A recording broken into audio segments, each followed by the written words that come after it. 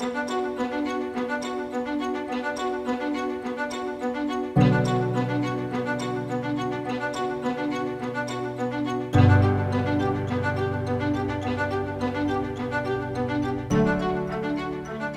folks.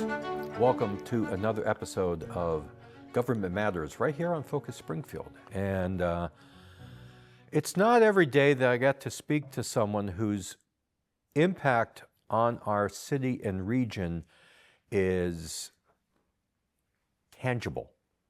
A lot of people talk about what they do as politicians or elected officials, and it's just blah, blah, blah. But Judy Matt and the work that she does at Spirit of Springfield is tangible.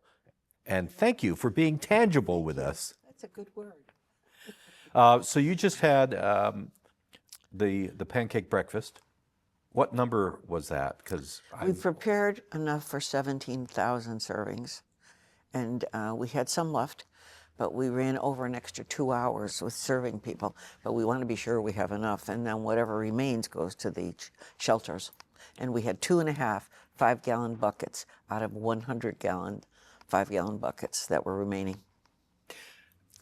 And well, you were speaking before we started taping. This started in 1976 as a bicentennial event here in Springfield. Right.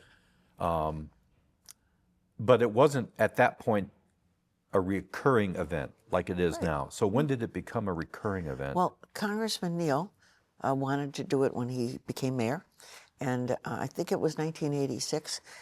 And then from that time forward, it's been every year, and it's just either stayed the same or gotten a little larger. It's very weather dependent, but we encourage everyone to come from the area. And I always say it just happens here, but everyone's invited. And one reason I use the word tangible is because the events that Spirit of Springfield are known for, and for those of you who are counting them on your hand like I am going to do here, we've got the pancake breakfast, we got the 4th of July fireworks, we have, of course, Bright Nights, we have the 9/11 ceremony every year, and the gala that you do, which is to raise money to support these activities. These things are, they're entrenched, they're truly part of the culture of Western Massachusetts now. Are you ever intimidated by that? No, but it's, we started the different things because of a recommendation or a suggestion. And then if it worked, we said, well, why not continue it? The ball is a perfect example. Peter Pignelli, Sr., was on my board, and he said, there's this event down in Hartford, and it's a beautiful thing. It's a gala, and it's very high end. And he said, you think we could do it? I said, sure. And then we started doing it at the Sheraton until it got so large that we had to move it. But when you have a good idea and you have the right people working on it, and it's nothing is hard. Nothing's hard. It just takes time and planning, and we can do that. That's what we do best. And but the breakfast, it's got a life of its own. I think if we were not to do that event, there'd be a lot of disappointed people. And you should know we sent out 70,000 free breakfast tickets. The tickets were all printed for us. We contact all the local schools and ask what they would want, and then we send them what they want. And American Medical Response delivers them all. In this particular case, it does take a village because so many people get involved and do their job, and they do their one thing, and it makes it all work. And Saturday was a remarkable day of the pancake breakfast because it's been such a long winter. We have so many things going on in our country that aren't the most pleasant things to be dealing with. And the weather was perfect, and people just came out, and wow, was it a big crowd. 8 o'clock, the lines were so long. About 8:15, one of the tents was completely out of batter because they came so early. And then one of the tents where the post office was, they served for an extra 2 hours. Wow. And the people, imagine waiting in line for an hour and a half for pancakes, but they see their neighbors and their friends, and everybody was joyous. It was just great. And I saw a woman at MGM the other day, and she said, boy, the breakfast was great. I said, oh, did you come? She said, oh, I was one of your coffee juice people, one of the organizations. She said, we were taking juice and going up and down the line for people. You see, everyone wanted to do something positive. And when everyone felt the same about it, there was no incidents. It was just perfect, and I'm very grateful it went off. And we don't have time to mention everybody, but it's a community that makes this happen. With these events, I can only imagine the amount of planning and organization, even though it's an event that is an annual event, still there must be an enormous amount of planning and also run-up time. In other words, we know that the 4th of July fireworks is on the 4th of July, weather permitting, everything else. We know that the 4th of July. How many months in advance are you working on the 4th of July? What is your advanced work like? So I want people to understand that this stuff isn't, you take some of the lights out of the box at Forest Park and put them up, and it sounds sort of routine and easy, but it's not necessarily routine and easy. And none of these things, even though that you do them as annual events, are routine or easy. So what's the lead up for some of these things? Well, we were working on everything simultaneously, all year long. And if we were looking at a theme for the ball. If something comes up, we jump on it and try to see what we can get for whatever it is that's going to tie in with that. The pancake breakfast, we work on that all year long to get all the product. And, Smithfield had been a supplier of our bacon for years. They give us 1,000 pounds of bacon, which is huge. They closed their plant here in Springfield. And they said, we're not going to disappoint you. We're going to give you the last 1,000 pounds. Then we're trying to figure out how to get it here because it's in Virginia. And we said, well, can you go to Big Y? Can you go to 90 Meat Outlet? Wherever they might be delivering things. No, they weren't going to those places. Well, we said, let's just keep trying to think what we can do. And if we need to, we'll send someone for it because 1,000 pounds is a lot. And don't you think they drove it up for us? Wow. See? And I'm so sorry they're not going to be around for more, but we have something nice we're sending them. But those are the kind of things. And Amy is the genius behind this. There's really only 4 of us. And Amy is a genius when it comes to following up and things like that, because she knows what all the contacts are. We'll talk about it later, but when we needed to get the piece of steel from New York, who do you go to? Charlie Armett. Charlie Armett's got the trucks, and that's what we told the Smithfield people. We can get trucks. We can get this. So tell us what to do, what you need. And the Friday before, we're at the sheriff's office where we're cooking. They had been working a week, as with the women's prison. 1,000 pounds is a lot to cook. We get a call from Mercy Hospital at the kitchen, and they had filled 52 5-gallon buckets, and they were out of pancake batter. Somebody counted wrong, or the packages were smaller. So then Amy goes over to Mercy, and we have all the cooks waiting to keep preparing this because they only do it the day before. So Amy's over there. She calls me. They're out of it. What are we going to do? I said, just buy it. Just buy it.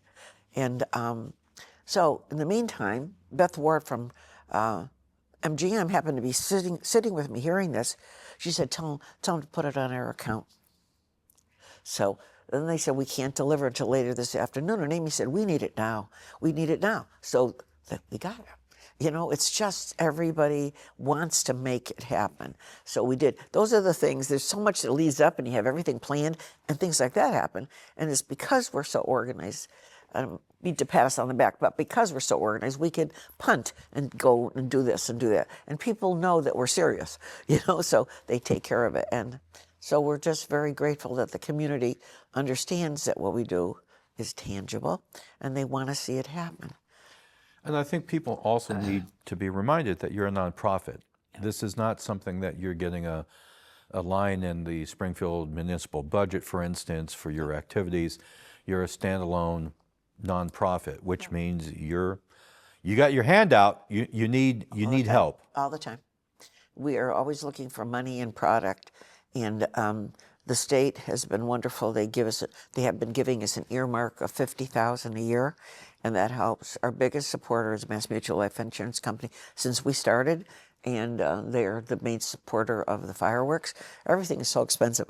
You know, when we first went to them, it was 30 or 40,000. Now you're doubling that just for the fireworks, and not for anything else. What the city does do is they give us public safety, which we could never do both. We couldn't do the events and the public safety because of the cost. So all the different administrations have always been very good like that, and they followed through. At one point, they didn't. At one point, I had to pay for the police for the fireworks. Believe it or not, I paid for the police in West Springfield. And Charlie Ryan, I said, Mayor, we can't do this anymore, to pay for all the police. And he called up the mayor at the time, and he said, we need you to take care of your own police, because here we were closing the bridge. Right, right. And so, and I just will never forget this. Charlie Ryan said, if you're not going to do it, we're going to close our half of the bridge and do the fireworks. I mean, and from then on, they always gave us the police. For years, the city wouldn't help us with the pancake breakfast with the police in DPW. And we couldn't afford it. We just couldn't do it. And there was a woman on the board who was the director at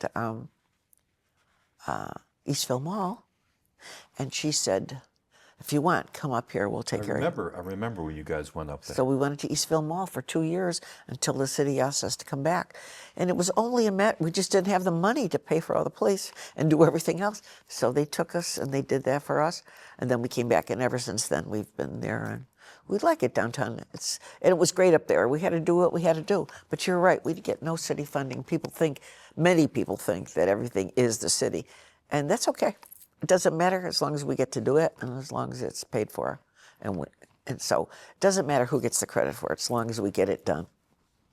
When you're doing these events, these core events every year, are you ever worried about, well, maybe this is the last year we're going to do something because it's gone out of fashion? And it's not, don't get me wrong, I'm not casting aspersions on the events that you guys do. I'm just saying that, you know, I'm a member of the Valley Press Club. We were doing a roast every year. We've decided to stop doing the roast because we believe at this point it's not an activity that, it's outlived its popularity. Right.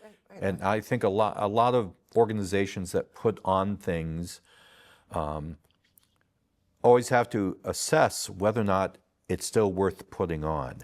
Is this something that you guys also do, you and your staff, to look at the numbers and look at the attendance and say, okay, is this still something that people want?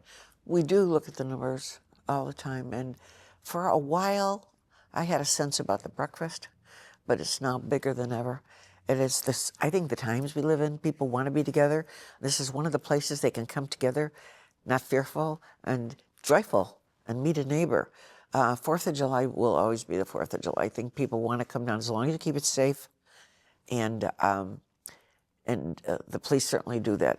I mean, if you were to see behind the scenes the public safety meetings with Agawam, West Springfield, the Coast Guard, you name it, there's a room with a big U and it's full. Underwater scuba teams, you name it. People don't think about what goes on behind. They don't have to. As long as it's safe and fine, that's what our job is. But people do like the 4th of July, and I always say it's everybody's holiday. So, you know, that will always be number one for me. Our most important thing, the most important thing is the 9/11. The most important thing, because, you know, my board chairman, John Schoberg, said, you know, someday there probably won't be a pancake breakfast. There probably won't be a ball. You know, there'll probably always be maybe the 4th of July, but that monument's always going to be down a riverfront. So that's our most important accomplishment that I think that we've ever done.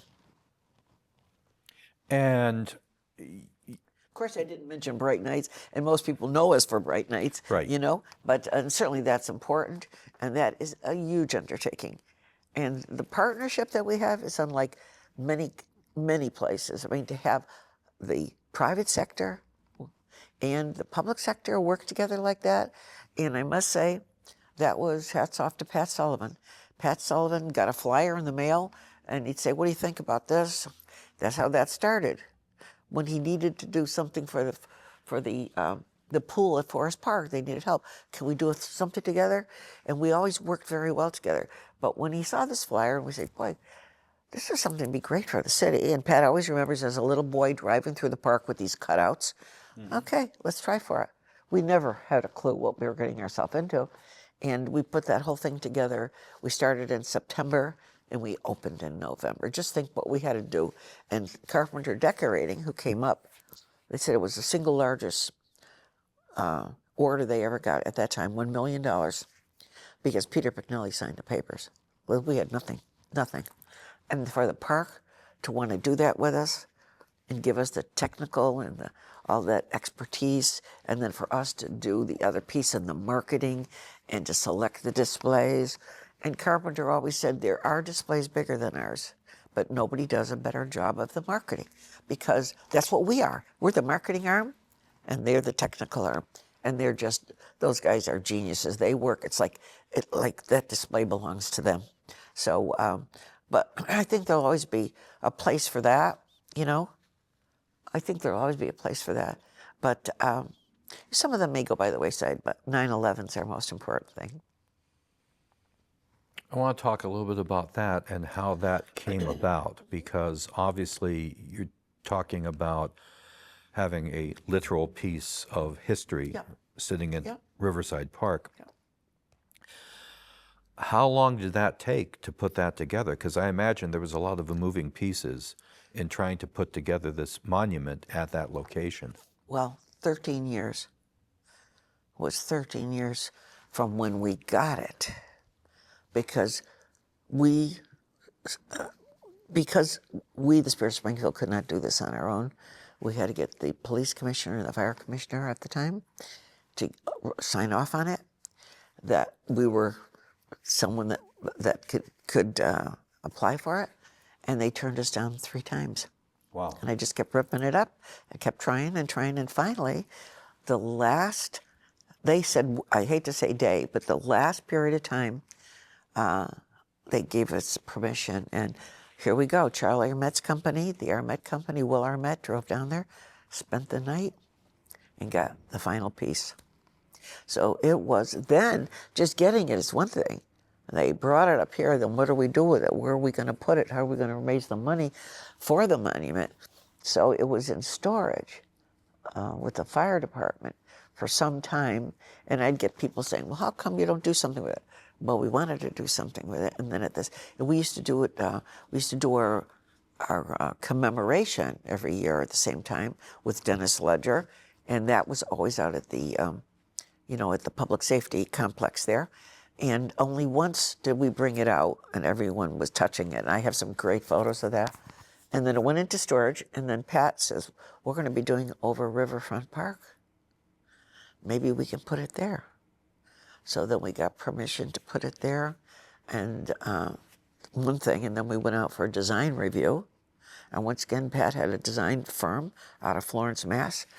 And they gave us, the best design with the reflection. Once you throw the reflection on the beam, it looks like the Twin Towers. And the first time they showed it to us, everybody gasped.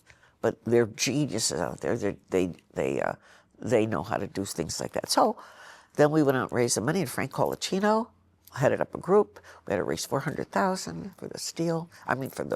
For the making of the monument, and so that's how it goes. And every year we do, every year we do a commemoration of it. And that first year we did it, we had when we unveiled it, so to speak, it wasn't on 9/11. So I invited everybody from New York, the World Trade, all the people that played a role, the commissioner of the police who came. They came because it wasn't on 9/11. So they all came, and there were a lot of firefighters that came, this Latino group of firefighters that were there that day. They came, and MGM was so generous to us. They allowed us to have a reception, let me put people up. The woman who runs the 9/11 Museum in New York, she came up, and it was awesome that they came up. And Andrew Card, who was the man who many of your listeners would know, who whispered in the president's ear, he was our speaker. And he, and again, as I said, they all felt they can come because it wasn't the actual date. And the people in New York, the letters I got to say that because we remembered them so many years later, they had to come up. So it was really a momentous occasion. That was great. So it took a long time. That was a 13-year effort to make that happen, and now we have it. I don't think people are aware, again, of No. the timelines for some of these events. When you look at what is happening in the area and you look at how people have responded to your recurring events, the breakfasts, the bright nights, that type of thing, do you guys ever sit there and go, okay, should we do something more? Should we do something new? Should we institute something? And I know that you were doing the balloon parade, and you had to stop that because we don't have helium anymore, basically. That's really what it is. So it's really, I'm sure from a public safety point of view, yeah, we got plenty of hydrogen, but that stuff burns. So you may not, we may not want our own version of the Hindenburg in downtown Springfield. You know, it's a funny thing you say that, because I was very involved in balloons, hot air balloons for a while. We did a big balloon event, as you recall. And then there was a fellow by the name of Mike Wallace, who was involved in a very big way, got us involved into the international activity, and we did a lot for him. Mike's balloon, we gave it the name number 1636, which was the founding of the city, and we did a lot of things with him. And over in Europe, where we went in Lech, Austria, they don't have any helium. It's all hydrogen. So, you know, it's a real thing. We had helium, and it's a natural resource. And people have said, well, what about Macy's? Macy's has a way to retrieve that helium. They have trucks to retrieve that helium. It was going to cost us nearly $50,000 to have a parade from Tower Square area down the street 2 miles, and it just doesn't justify that kind of cost. I could raise the money. I'm never worried about raising the money. We could get the money, but then you go 2 miles and you release it, and it's necessary. It's a needed product, you know. So that's why. But last year I said to Amy, boy, I really want to bring that back. What could we do? And we were talking about cold air inflatables. So maybe one big giant, because we do own the big giant cat. That alone would cost us $7,000, just the one balloon. And we could maybe do that, and then some cold air inflatables. So it's not like it's out of the picture totally, but there was a real reason for it. And people would they actually call and say, what's the real reason? The real reason is it's kind of a waste, you know, to do that. Right. And, you know, for those of you people that don't know, helium, liquid helium, is used for MRI machines, you know, and that's more important than flying a balloon. But, so through no efforts that under you guys, I mean, it's just responding to the realities of the marketplace, you had to get rid of something. But do you guys think about adding things? Well, if somebody comes up with an idea, there's no shortage of people coming to the office. First of all, people are asking for help, you know, and it's easy for us. So come in and we'll help you and show you how to do something, you know. But no, we're always willing to try something new. No, there are 4 of us, just so you know. People think we have this huge crowd. There's 4 of us, and but we are as organized as anyone, and we could put things together. So, you know, that's how we make it work. But I would be willing to listen to any new great idea, you know, that would be beneficial to the community. And by the way, we do all the inaugurations for the city. We do the mayor's inaugural, the mayor's inaugural ball, whenever a new commissioner comes in, like BJ Calvi, or a superintendent, the place. We do all of their special events. I was going to say, you do a lot for the city that, again, that things, people may not be aware of that you do. Again, that's okay, but because we know how to do it. If somebody new came in, it would be a lot more difficult, but we do know how to do it, and that's what we do. You know, that's what we do. And but many people don't see that, because when the mayor came in the last time, Mayor Sarno, it was New Year's Day. My people are working New Year's Day to do the inaugural for the city of Springfield, you know? And so there's things like that. We're happy to do it. That's our mission. You know, that's our mission. That's what we do. So when Spirit of Springfield was launched, 1989? 86, 87, 89. Okay. You know, we were in MOCA, Mayor's Office of Community Right. Affairs. Congressman Neal started that. And there was a woman by the name of Barbara Garvey before me, and it was the Mayor's Office of Cultural and Community Affairs. The congressman came in, and he said, let's call it the Mayor's Office of Community Affairs, and he recruited me to do that. And so that's when I started that. So, but then there was an override after the congressman left and the next mayor came in. There was an override and we lost whatever funding we had. We were funded by Seed Community Development, DPW, a little bit from the mayor's office to put it together. And we were located right on 31 Elm on the corner there. And so when we lost what funding we had, we were ready to close, and one of the board members, Mike Wallace, said, if you want, come over to my place. You know, teachers were being let go. It was a very difficult time for the city, and they thought this was an area that they could eliminate, which they did. And then Mike Wallace, who had been on the board, he said, if you want an office space, come over and I'll give you an office space at 95 State Street, which is now where we're sitting actually, and where MGM ended up purchasing the whole block. So we were there for years while we got on our feet. And the first couple of months, and that was a law office. We were there, and almost every board member that had been on the MOCA board came over.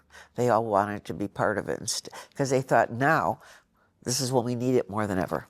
Right. So there was just me, and then Amy, and Amy and I have been together over 30 years, and we started the Taste of Springfield. That was the first thing. And Coors came to me one day, Tom Burke, who owned the Coors distributorship, and he said, if you want to do the Taste, I'll give you the startup money.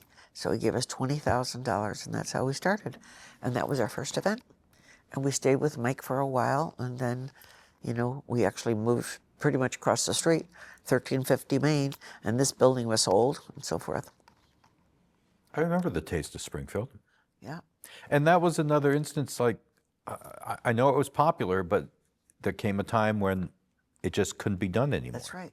You know, we would get sponsorship to run the event because we'd have tents, a tremendous amount of electrical. Right. And then you'd have to have entertainment, and there was a lot of things you have to do. You have to hire someone to count the money, and there's a lot that goes into that people don't see. So it got to a point that we were making what our sponsorship was after so many years. And we actually helped to start other ones in different locations. Hartford helped me, because Hartford was before us. And then I went to several other people. So we did that. People today still say, boy, I'd love to do the Taste of Springfield again. I said, you know, what it would be today would be food trucks, because you don't have to worry about all that electrical. Most of them have. Right. Yeah, so that's really what it would be. And so that was fun, but its time had come. And then I was paying for all city services, the police and DPW and all. So it was just, it wasn't economically feasible to continue it.